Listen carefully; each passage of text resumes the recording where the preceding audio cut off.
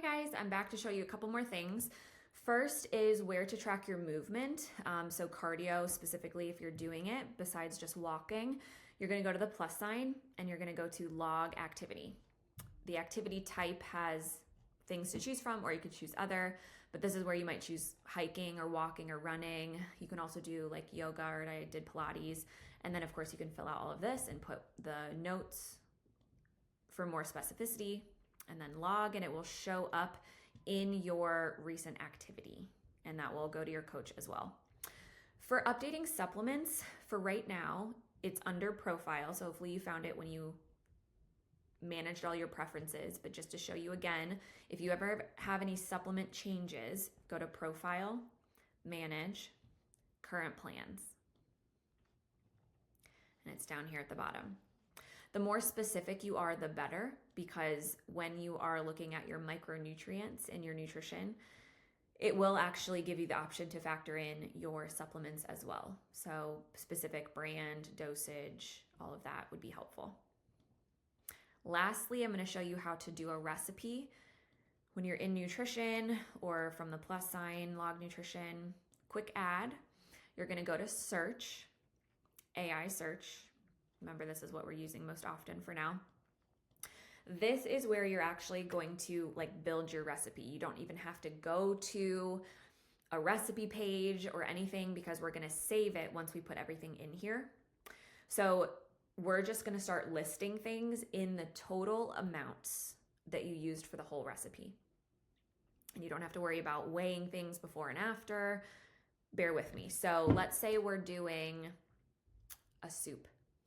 I'm just going to start typing some stuff, and I'll pause this while I do. So I put 5 cups of vegetable broth, 8 ounces of cooked chicken breast, as specific as possible. You can even put brands, 100 grams frozen peas, 100 grams raw carrots, 100 grams raw celery, 3 tablespoons of olive oil. So everything that goes in here. You could even put herbs and spices. Some have, carbohydrates in them. We're going to do a search.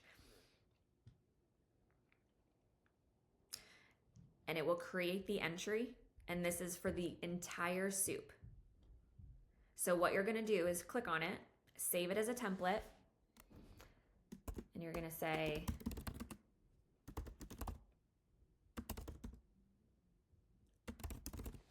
complete chicken soup recipe, or whatever you wanna call it, but make sure you know it's the full recipe. Save as template. Let's say dinner. We'll save it there for a second. I wouldn't do anything with the servings just yet. You could, but let's just save it, get it saved. So it's in my dinner now, and it's also in your saved food. So when you quick add, it's under your saved foods, complete chicken soup recipe. Now the only math you'll have to do is how much of the soup you're having. So for example, if the soup makes 10 cups, well, it would be 8. Yeah, I did 8 cups of broth. So let's say it makes 10 cups. You would divide the 1 by 10. Let's say you're having 2 cups, which is then 2 servings. We're gonna go here. You could even make in the notes, say this makes 10 cups total. So then that's what 1 serving is.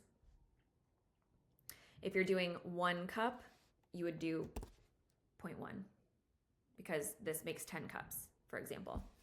If you were doing 2 cups out of the 10, you would put 0.2. And you can see how it's adjusting the macros for it. So you can do that with a smoothie, you can do that with a casserole. There's math involved in that you have to figure out how many servings the total recipe is going to be split into.